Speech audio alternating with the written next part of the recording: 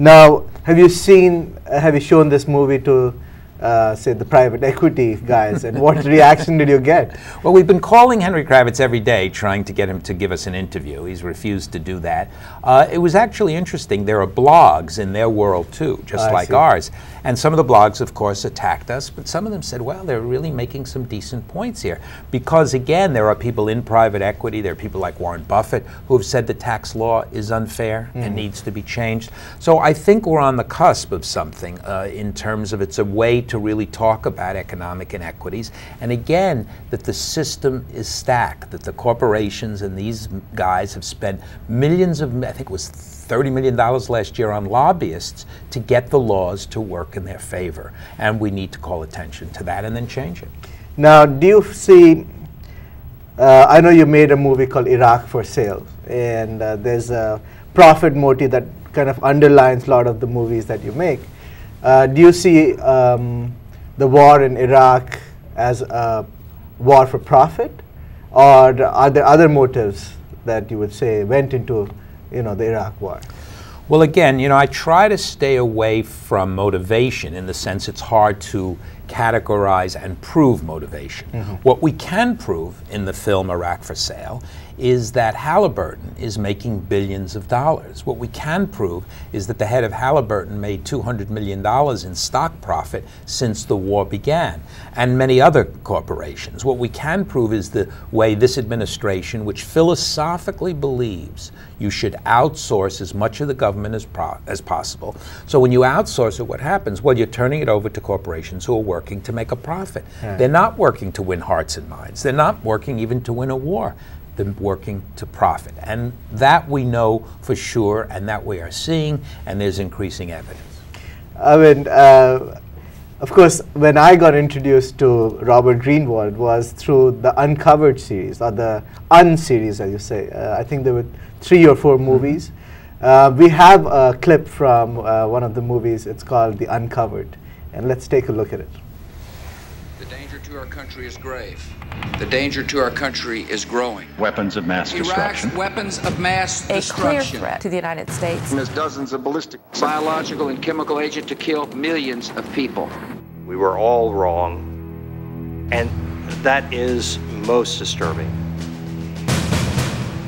Well, the war really had absolutely nothing to do with terrorism. It was clear that Iraq did not have a nuclear weapons program. And the ties with al-Qaeda was just a scare tactic. And you've had the New York Times admitting that it was using one source for all of its information on weapons of mass destruction. The media is supposed to be the fourth estate, but they decided to completely climb in bed with the administration on this. It's a crime to mislead and distort information and present it to the Congress. They call this data mining, going back over old information and coming with new conclusions. The question remains, who did the document? Who forged the document? Project for a New American Century. All neoconservatives who believe in the military option as the first resort rather than the last resort. This is a group of people who essentially believed that might makes right. Democracy, you have an obligation. Your obligation is to speak truthfully to the public. We owe our soldiers, our sailors, our airmen, and our Marines nothing less. Are people going to find out the truth? The truth. Movie, and a lot of my friends saw this movie, and we were aghast that you had put it so succinctly what the Iraq War was about.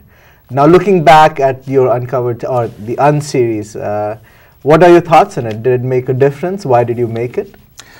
Well, you never know if it made a difference. And again, I'm a believer not that any individual action, but it's working in connection with social movements and groups and activists. But when we did Uncovered, it was when the war was, quote, over and the mission had been accomplished.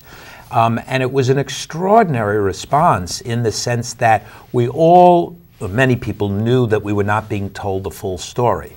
The movie, by the way, intentionally did not say the war was wrong. What the movie focused on was we were not given the real reasons. Now, what's in the film is now common knowledge, right? From, I mean, all the different, the Powell stuff, all the different explanations and justifications that turned out to be factually inaccurate. But when we did the film, people didn't know that. So I'll never forget the first screening here in Santa Monica at the Laemmle Theater, and people afterwards came up to me virtually in tears saying, thank you for making this movie, because it was a validation that they weren't crazy, and here was some factual information that they could use. And again, people screened thousands and thousands of times, people all over the country. So if people have to go back and find, where do they find these movies? If they go to bravenewfilms.org, they can order the full-length movies, they can buy them, they can give them to libraries, to schools, they can show them, they can go to Brave New Theaters and arrange screenings of them, and they can get on a mailing list so that on the future battles, the battles that we're involved in this minute, in terms of putting a spotlight on things, in terms of being the seekers of truth, in terms of organizing, they can join with us, because ultimately it is all the people out there who are going to make the difference by doing something. I mean, I want to segue to one of the battles that you're waging right now, which is the belief that the veterans are non-existent or veterans are not homeless. Tell us a little bit about this.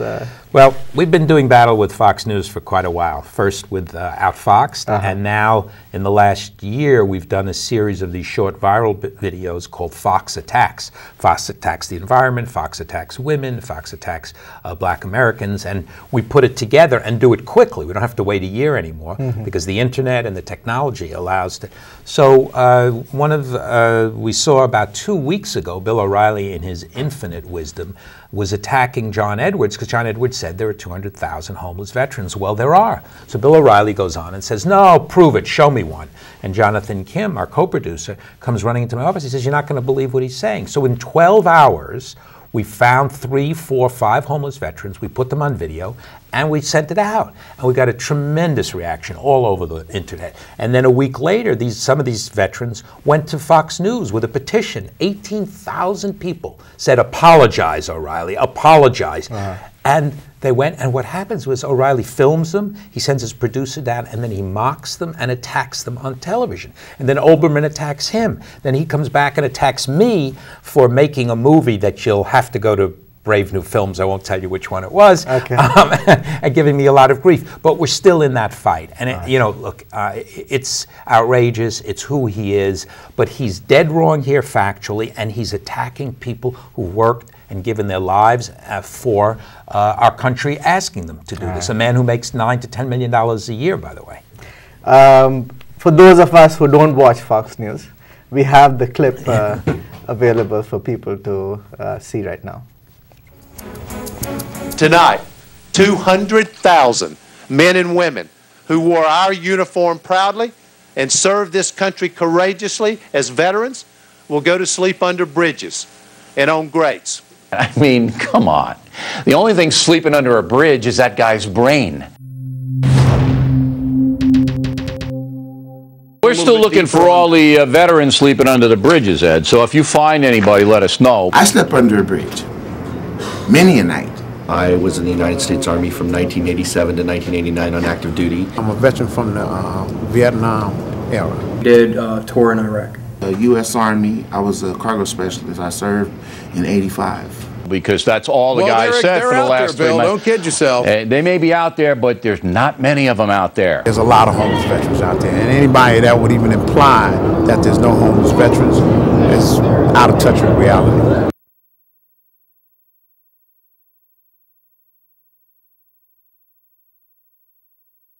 He's trying to cover it up.